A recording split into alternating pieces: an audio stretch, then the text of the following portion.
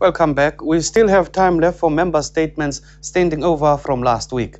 The IFP's Ketamabala Petro Sitole and the DA's Mr. James Lorimer had concerns about corruption and cronyism at municipalities in KwaZulu-Natal and the Eastern Cape, whilst Mr. Fezile Pengo of the ANC welcomed rural development projects aimed at alleviating poverty and uplifting the living conditions of the disabled and poor people in the Eastern Cape.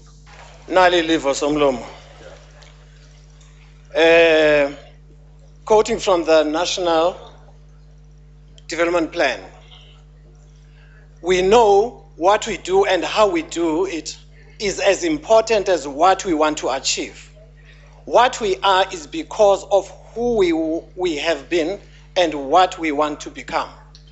The rural women, children and people with disability of Port St. John's in the Eastern Cape welcomed the Women Flagship Project launched by the Minister at Kaguba on Saturday, the 11th of February 2012. The sword turning leg marked by the Minister is a precursor for the construction of a women's income generating multipurpose center.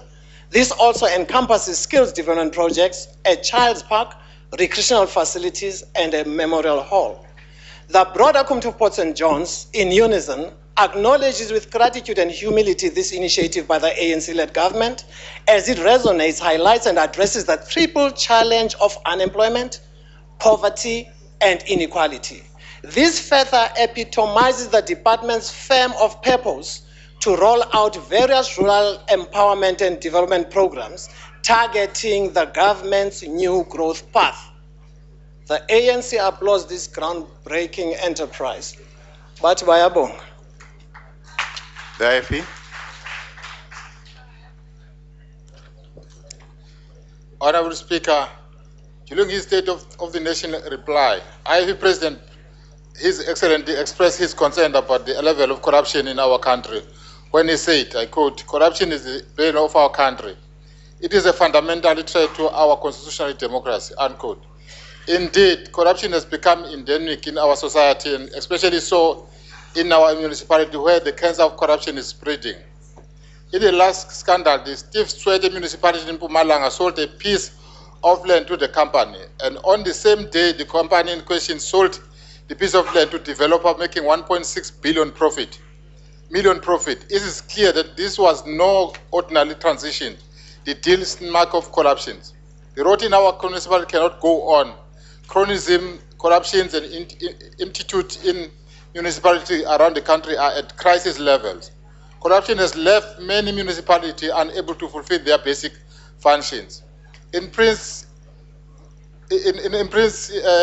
ways, too many, and I dare say the overwhelming majority, are trying to make money on account of holding public office, being in politics of exercising public power.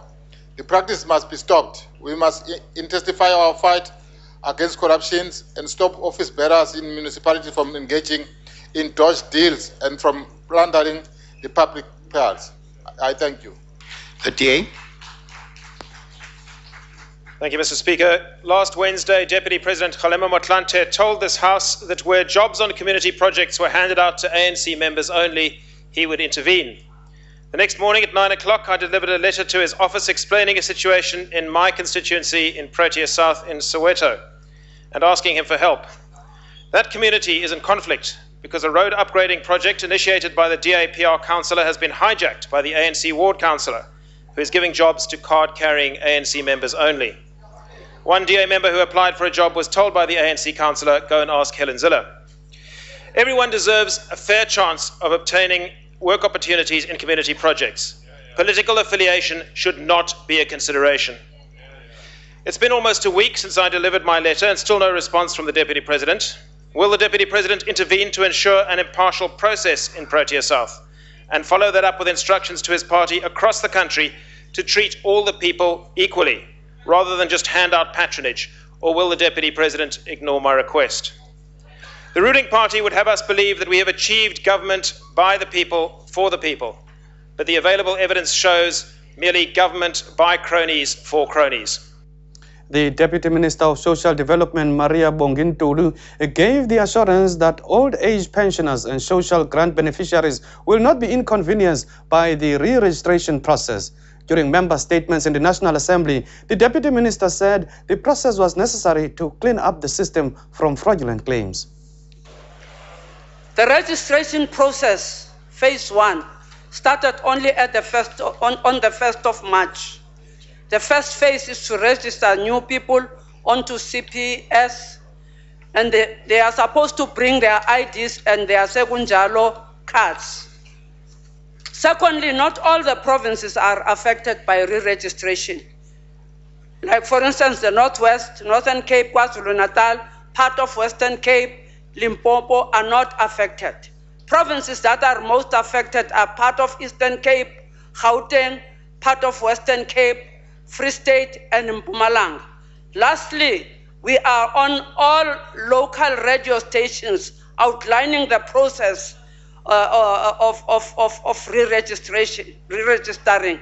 We'll also use local newspapers and also be at pay points to check if anything happens according to plan.